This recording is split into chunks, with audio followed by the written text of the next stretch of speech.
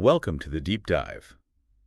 Today we're tackling something really fundamental, this powerful link between what we actually eat and, well, our health. Yeah. Our source for this deep dive is the documentary Eating You Alive. It's a pretty thorough exploration, packed with expert insights and some really deeply personal stories. It really is. And our mission really is to pull out the most compelling knowledge, the actionable steps to help you, our listener, truly grasp the significance of your food choices. Exactly. Yeah, we've really immersed ourselves in the transcript of Eating You Alive, which came from Gravitas documentaries on YouTube. It's just a huge amount of information.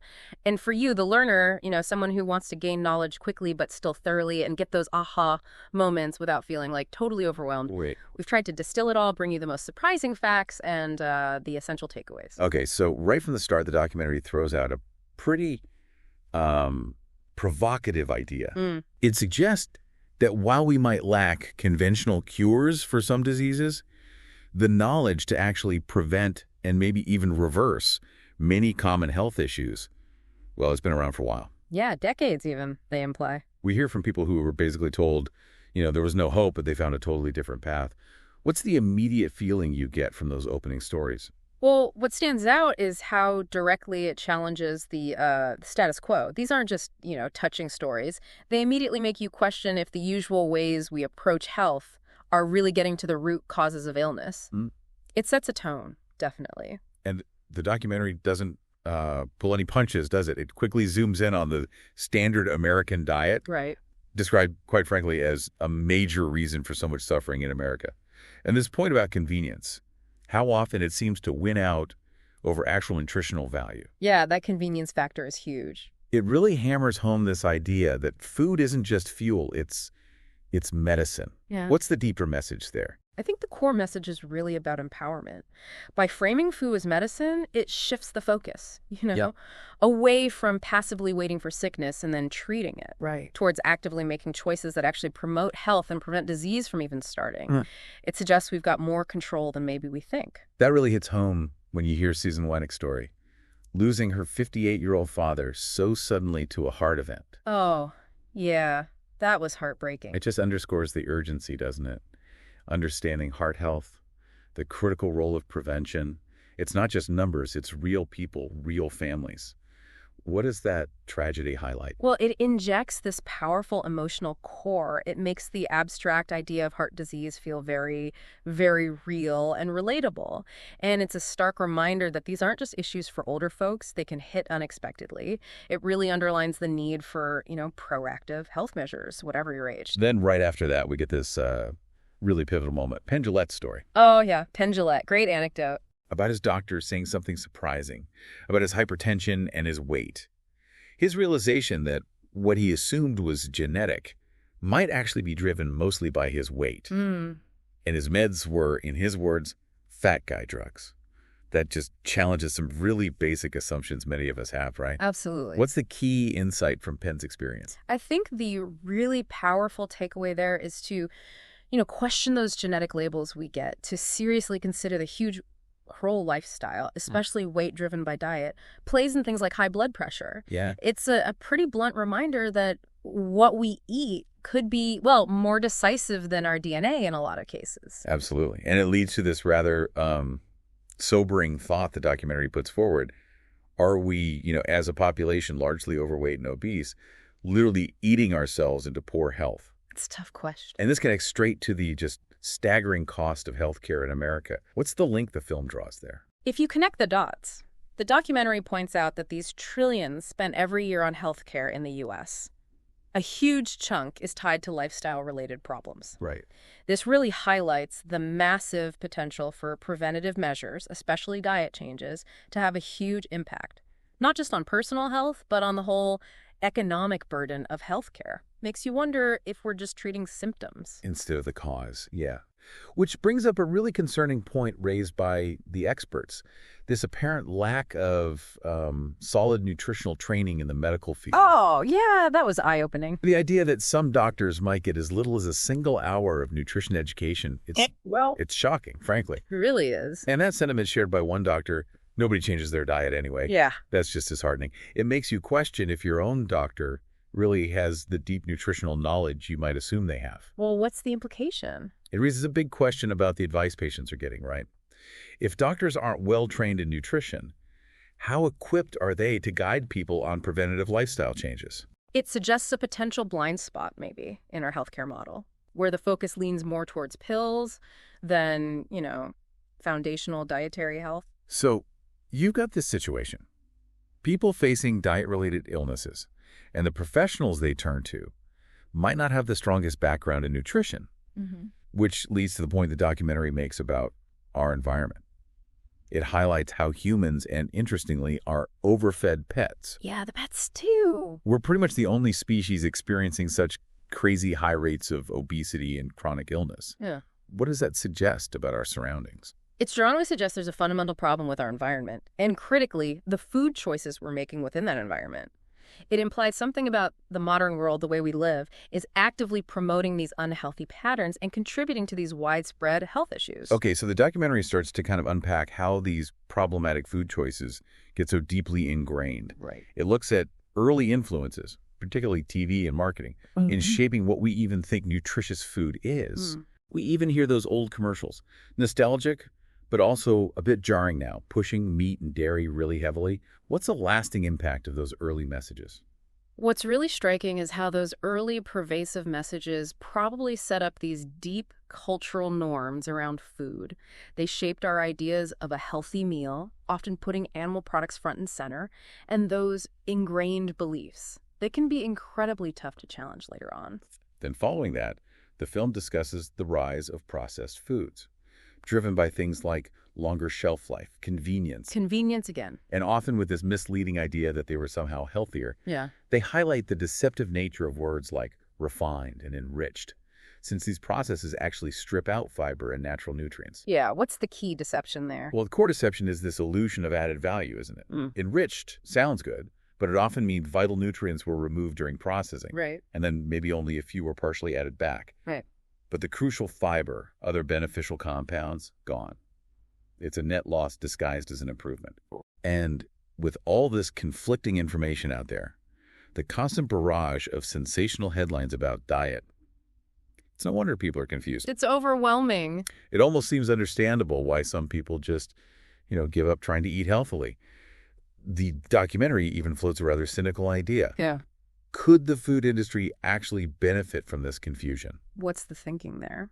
The idea is when consumers are confused, maybe overwhelmed, they're more likely to just fall back on what's easy processed foods, familiar habits, regardless of the health impact, which, keeps demand high for products that might not be great for us, but are very profitable for the industry. Right, it perpetuates the cycle. This leads us to a really critical and maybe underestimated aspect, the potentially addictive nature of modern food. Yes, the addiction angle. The documentary explores the science, explaining how our brain's reward system reacts to specific mixes of sugar, fat, and salt in processed foods. Right. In ways that can be, comparable to addictive substances.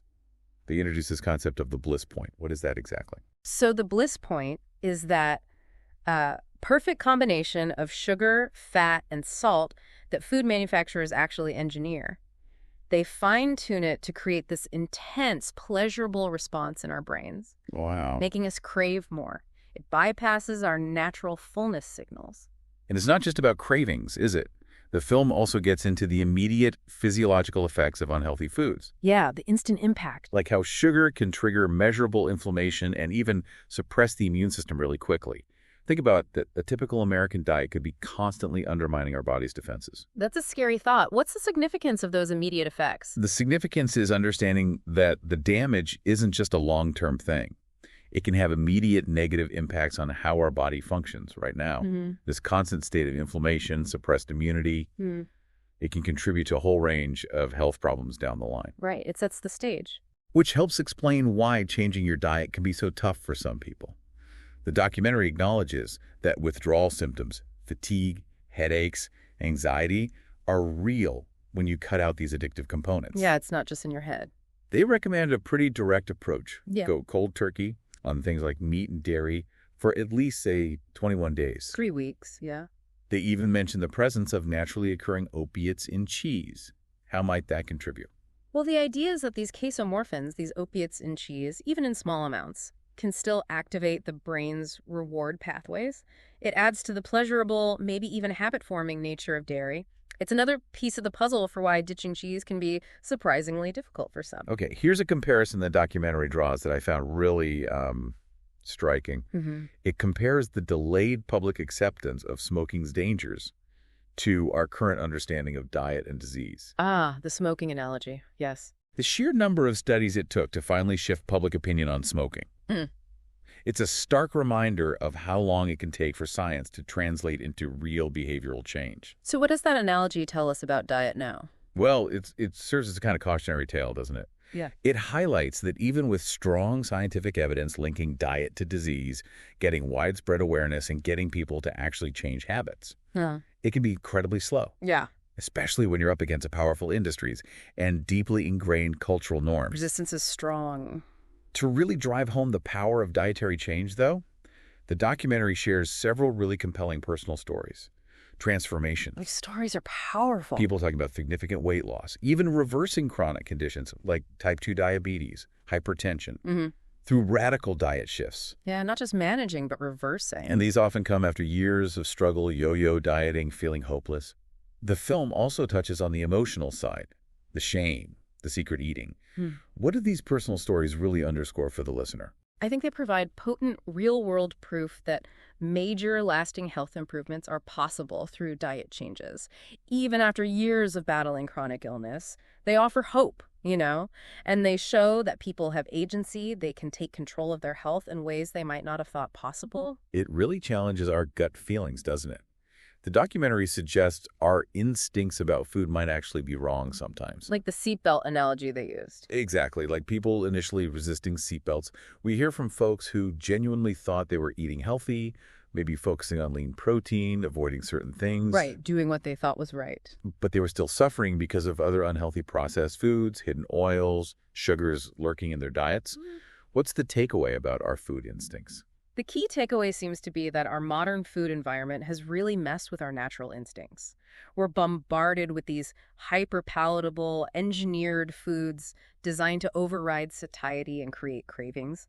So just relying on intuition in this environment, it can often lead us down the wrong path.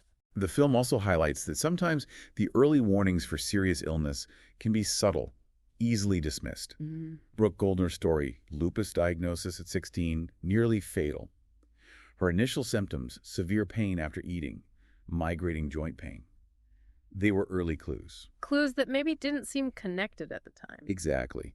What's the lesson in Brooke's early symptoms? I think Brooke's experience really underscores how important it is to pay attention to our bodies, to recognize that seemingly minor or vague symptoms could actually be early signs of something more serious underneath. It encourages us to connect the dots, maybe, between how we feel and what we're eating. This then kind of leads into this growing sense of distrust some people develop towards the conventional medical system. Yeah, that comes through. The film explores the perspective of people raised to believe in pills, but who later got disillusioned, questioning why medications aren't the ultimate answer, especially with chronic diseases still rising. Right. If pills work, why are we getting sicker? And the business model of big pharma comes under scrutiny. The focus on treating sickness rather than actively promoting health. What's the core of that disillusionment? The core seems to be this perception that the current model often focuses on managing symptoms with drugs rather than digging into the root causes through lifestyle changes, which can lead to relying on long-term meds without ever really achieving optimal health, just managing, not curing. And this connects to the discussion around cholesterol. Andre's case. No, Andre, yeah. Managing high cholesterol with meds, having side effects. Yeah. But then the documentary introduces the possibility of actually reversing high cholesterol with a whole food plant-based diet, aiming for levels below 150, no meds needed. That's a game changer for many. It really makes you rethink the standard approach, doesn't it? What's the significant point Andre's story makes? Andre's story is just a compelling example of how diet changes can potentially fix the underlying physiological markers like high cholesterol, even to the point where medication isn't needed anymore. It challenges that idea that these conditions are only managed with drugs and really highlights the body's power to heal itself with the right fuel. Stepping back again, the documentary points out something pretty fundamental. Plant-based diets have been linked to the healthiest cultures for, like, thousands of years. Yeah, it's not a new idea. Which raises a big question. Why isn't this knowledge more mainstream? Why isn't it actively promoted today? The film suggests government and industry influence plays a big part. How so? Well, the documentary gets into the role of the USDA, the U.S. Department of Agriculture. They have this kind of conflicting mandate, right? Promoting agricultural products and protecting public safety. Right, a built-in conflict. Exactly. And that, combined with heavy lobbying from the food industry, can lead to policies and dietary guidelines that maybe prioritize economic interests over purely public health, like subsidies favoring sugar or livestock, making unhealthy options cheaper and easier to get. Okay, let's dig into that lobbying aspect a bit more. The documentary really highlights the power of, say, the dairy lobby and other big food industries in shaping guidelines and public perception. They have a lot of influence. The fact that even suggesting people mildly reduce meat consumption gets suppressed. That really shows the extent of this power. What's the implication for the nutrition info we receive? The implication is that the nutritional advice we get might not always be purely science-based. It can be influenced by powerful economic forces. This can create a skewed view of what's healthy and make it harder for people to make truly informed choices based on unbiased evidence. And it's not just government and industry, right?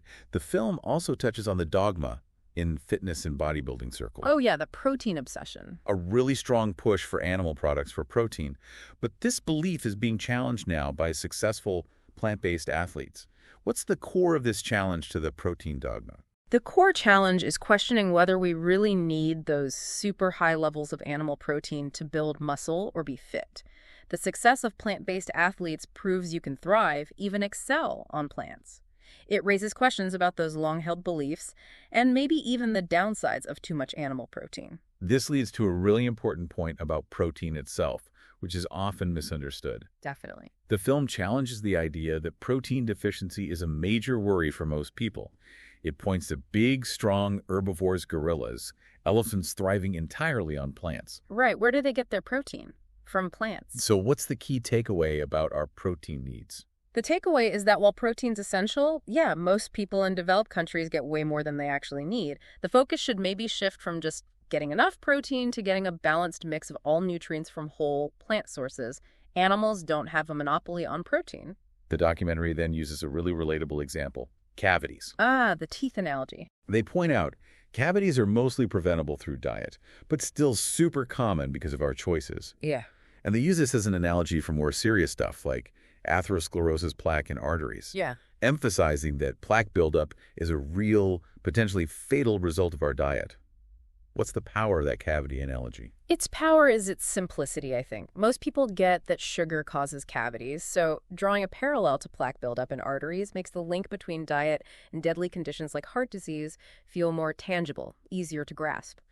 It shows that many diseases we kind of accept as inevitable are actually largely preventable. It's about our choices. Greg Clapp's story, having a stroke at 57 linked to untreated diabetes, poor diet, really brings home these serious consequences. Yeah, that was a wake-up call story. His weight gain, the impact on his thinking, his independence, it underlines what's really at stake. Mm-hmm. And the film highlights that pattern doctors see. Strokes, heart attacks, spiking after big holiday meals.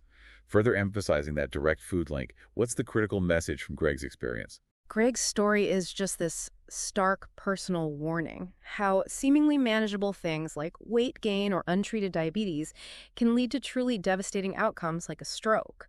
And the holiday spike thing, it just underscores the immediate impact our food choices can have, how quickly things can go wrong. It feels like we're often trying to fix the symptoms without getting to the root cause. Exactly. The documentary uses that great analogy, treating foot pain from a nail in your shoe with painkillers, instead of just removing the nail. Right. Seems obvious when you put it like that. It really illustrates how things like bypass surgery or heart meds often don't address the underlying dietary problem. What's a core flaw in that approach? The core flaw is it's reactive, not preventative. By only treating symptoms, you're not fixing the fundamental driver of the disease. The nail, the unhealthy diet, is still there, still causing damage. Temporary relief from drugs or surgery doesn't offer a real long-term solution. This leads right into Dean Ornish's groundbreaking research. Ah, Ornish. Seminal work. showing actual reversal of heart disease with plant-based diets and lifestyle changes. No drugs, no surgery needed. That was huge. Truly revolutionary at the time. Yet, heart disease is still a leading killer. That highlights a massive disconnect, doesn't it? What's the key takeaway from Ornish's work, and why hasn't it, fixed everything? Ornish's research gave us compelling scientific proof that heart disease, often seen as progressive, irreversible, could actually be turned around through comprehensive lifestyle changes, with diet right at the center. The fact it hasn't eradicated heart disease, probably a mix of factors, powerful influences from medical and food industries. The real challenges people face in making and sticking to big dietary shifts. The dominant medical model still often defaults to drugs. Yeah, and the film even shows those angiograms, visually demonstrating the potential for arteries to improve. Seeing is believing sometimes. Yeah, you often hear people say, oh, it's in my genes. Heart disease especially. Genetic excuse, yeah. The documentary challenges that. While genes play a role, it introduces the idea that families with heart disease history often share bad eating history too, suggesting lifestyle might be the bigger factor. Right. How should we think about genetics then? We should probably understand that while genetic predispositions can increase risk, they don't necessarily seal our fate. Lifestyle factors, especially diet, often play a much bigger role in whether those predispositions actually turn into disease. Shared family disease might be more about shared habits than just shared genes. What's also crucial is this thin but unhealthy idea. 2FI, thin outside, fat inside. Exactly.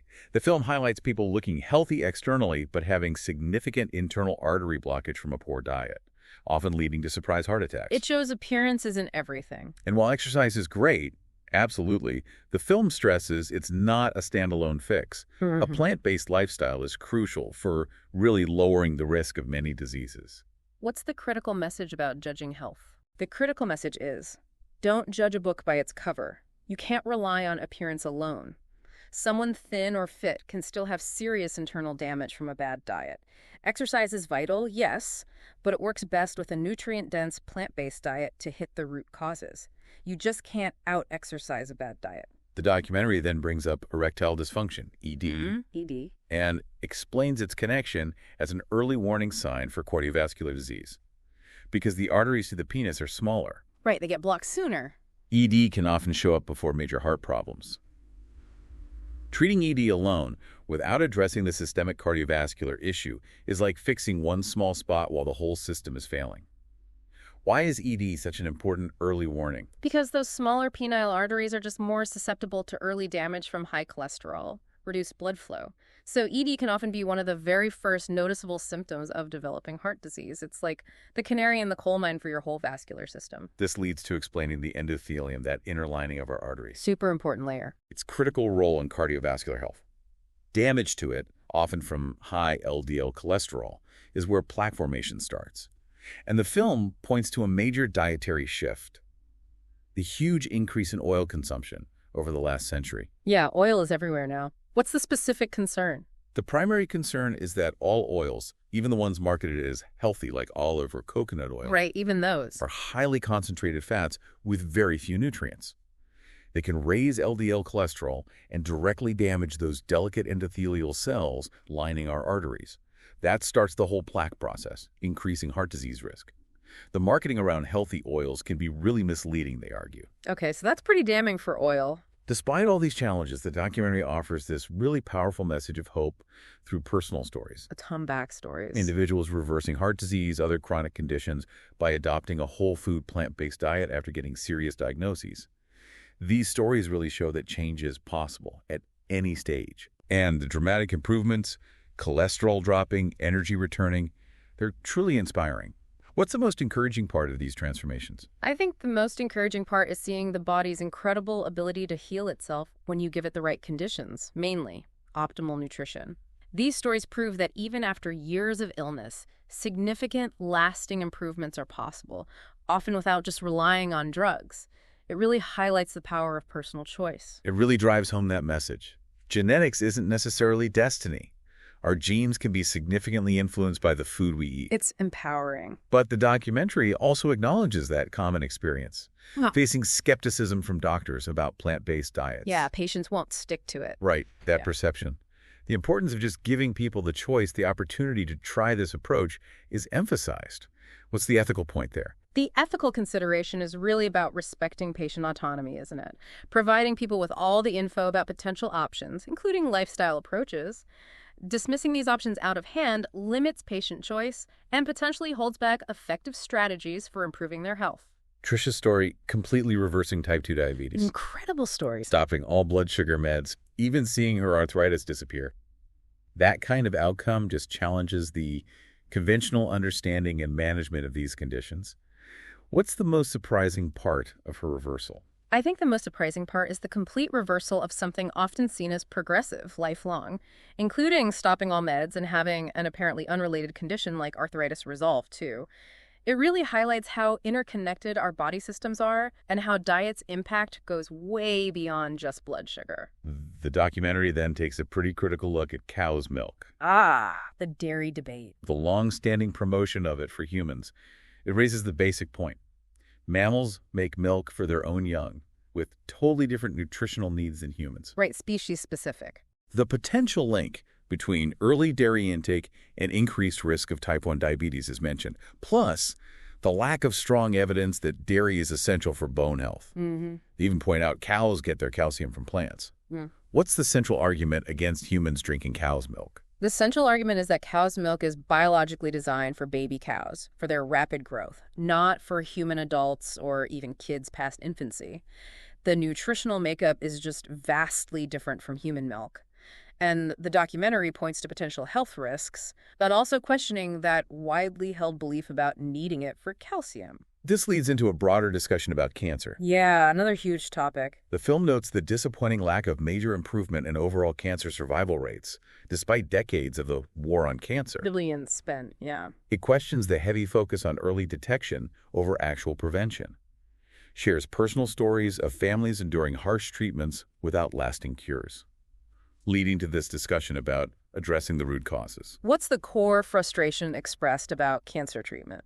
The core frustration seems to be the limited progress in improving long-term survival for many cancers, despite really aggressive treatments. This leads to questioning if the main focus should shift towards understanding and fixing the underlying factors that allow cancer to develop, not just detecting and treating it once it's there. Here's a concept that's really thought-provoking.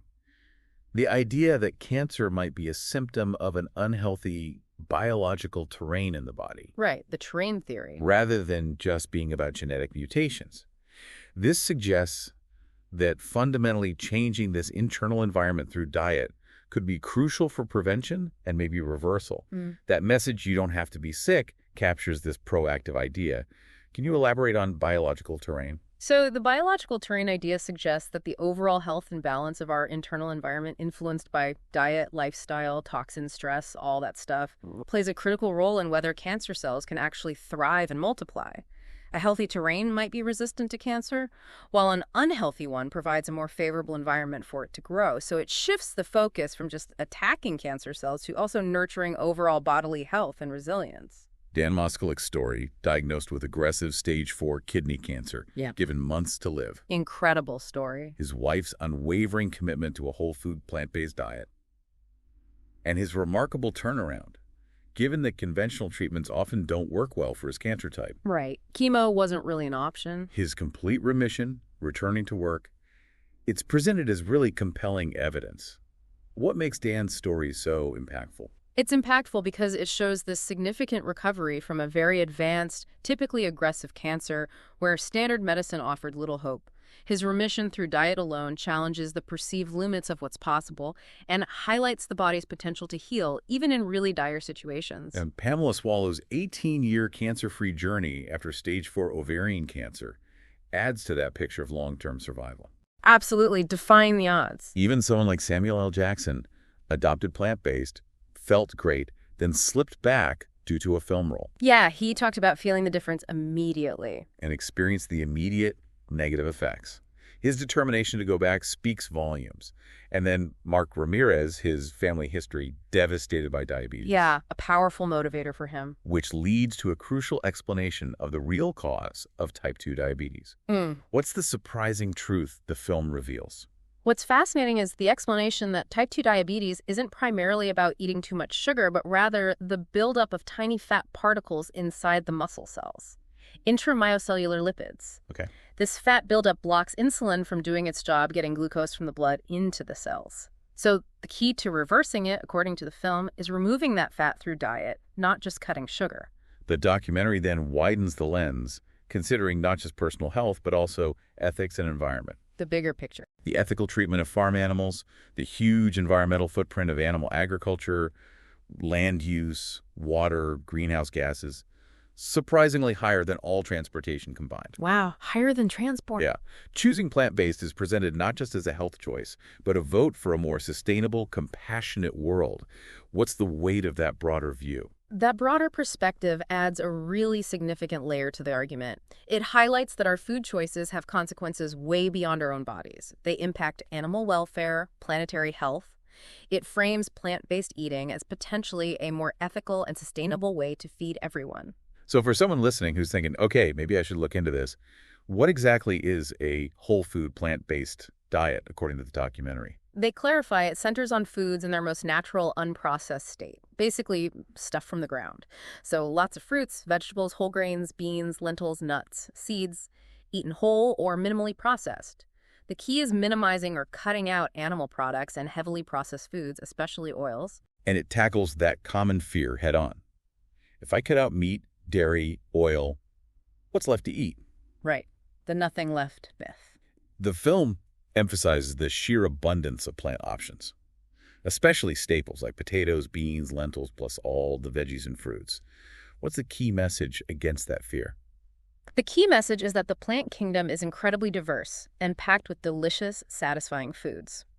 By shifting focus from what you're removing to what you're adding, this huge variety of whole plants, you actually open up a whole new world of meals and nourishment. It's about abundance, not deprivation. For those thinking about making the switch, the film offers practical tips. Find your motivation, commit seriously, experience the results yourself. It also gently challenges that I don't have time excuse, suggesting it's often about priorities. And the numerous stories of huge weight loss, disease reversal within weeks or months. That's powerful motivation. Absolutely. What's the crucial first step then? The crucial first step often seems to be finding that strong personal reason why you want to change. Yeah. Health, ethics, environment, whatever it is you're what. Exactly. Once that why is clear, making a committed effort to just try it, experience the benefits firsthand, that seems to be incredibly powerful. Seeing is believing, feeling is believing. And it's not just health benefits. There can be financial ones, too. Right, the cost factor. The film talks about how shifting from pricey meat and dairy to affordable staples like beans, rice, seasonal produce can save significant money on groceries. Yeah, beans and rice are cheap. Plus, potentially needing fewer medications saves money, too. We even hear about the Michael Knight family making an immediate full switch, kids included, shows big change is possible. Why is highlighting the financial side important? Highlighting the financial benefits makes it feel more accessible, maybe more appealing to more people. It counters that common myth that eating healthy has to be expensive. It shows it can actually be more budget-friendly. The film also shifts focus beyond just macros, protein, carbs, fat, highlighting the vital role of micronutrients, phytonutrients, enzymes found in whole plants. These are key, they say, for cellular health, faster metabolism. Getting down to the cellular level. And Brooke Golder's complete lupus reversal negative blood tests, related conditions, gone through diet. Yeah. That's just an extraordinary example of the body's healing power. What's so remarkable about her recovery? Brooke's recovery is remarkable because it shows the potential to reverse a serious autoimmune disease, often considered incurable, just through diet. The fact her blood tests normalized, other issues resolved, it really underscores the profound impact a whole food plant-based diet can have on the immune system and overall health. It challenges medical expectations. And for those worried about convenience or feeling deprived, Miyoko Shinner shows you can make convenient whole food plant-based versions of comfort foods, like mac and cheese. Yeah, making it practical. Emphasizing healthy eating doesn't have to be complex or restrictive. And Andre's repeat blood tests, cholesterol plummeting, triglycerides normalizing, without meds. The proof is in the numbers. That's objective proof, right? Yeah. Directly contradicting his doctor's initial prediction. What's the power of showing these accessible options and Andre's hard data? Showcasing tasty, accessible alternatives breaks down that perception that this way of eating is hard or restrictive. And Andre's blood tests. That's concrete, scientific evidence backing up the anecdotal stories. It reinforces the message with measurable results. The film even gives a simple recipe, 7-ingredient garlic Alfredo, all plants. Shows plant-based cooking can be easy, flavorful, satisfying. Yeah, demystifying it. And for eating out. Practical tips are shared, clear communication, creative ordering. Emphasizing consumer demand drives healthier options. What's the key to making it work in the real world? The key seems to be finding practical strategies that fit your life. Learning simple cooking tricks, knowing how to navigate restaurants and social events. It's about making it sustainable and enjoyable, not a chore or a source of stress. Ultimately, the film wraps up with Mark Ramirez's sustained success: diabetes, high blood pressure, cholesterol reversed long-term. Resolution of other issues, too, underscoring the lasting benefits. It's not just a quick fix. Lindsay Nixon points out the benefits go way beyond heart disease, cancers, inflammatory conditions. Yeah.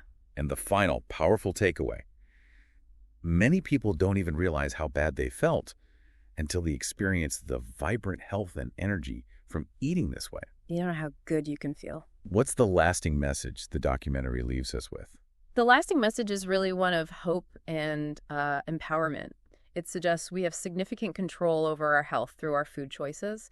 It highlights the potential not just to prevent disease, but to actually reverse many chronic conditions and reach a level of well-being maybe we didn't even think was possible.